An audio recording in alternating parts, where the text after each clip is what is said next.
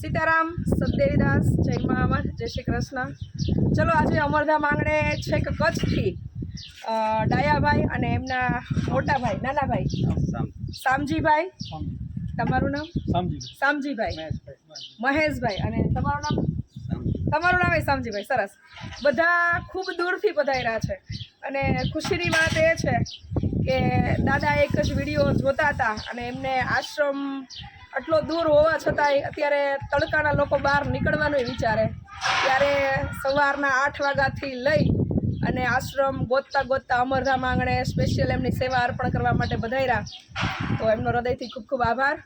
કેમ કે અમે જે દોડીએ છીએ એ અમારી હિંમત અને અમે જે કાર્ય કરીએ છીએ એનો ઉત્સાહ જ્યારે અમને લોકો જે મળ્યા નથી, જેને અમને જોયા નથી, એવા દૂર દૂરથી તમારા જેવા સેવાભાવી લોકો અમને મળવા આવે અને ખાલી મળવા જ નહીં પણ આવો સરસ મજાનો સાથ સહયોગ આપે ત્યારે ખરેખર અમને અંદરથી એવું થાય કે ઈશ્વર અમારી દરેક પ્રાર્થનાને સાંભળે છે.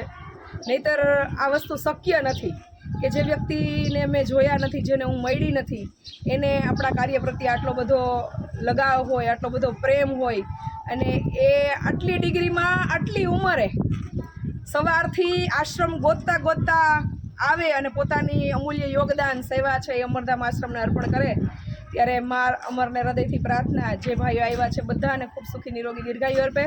સાથે સાથે દાદા અને એમના બધા જ ભાઈઓ તરફથી આપણને ખૂબ સરસ મજાનો સહયોગ છે એ મળ્યો છે, એના માટે એમનો હૃદયથી આભાર. જય મા અમર. દાદા તમારે કાંઈ કેવું છે?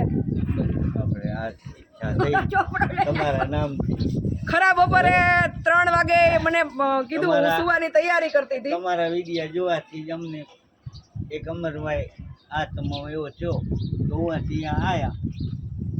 પણ આટલા દૂરથી આ ઉંમરે આવા તડકાનું બહાર નીકળવું ને અમારે અહીંયાથી અહીંયા આવવું હોય તો વિચારીએ.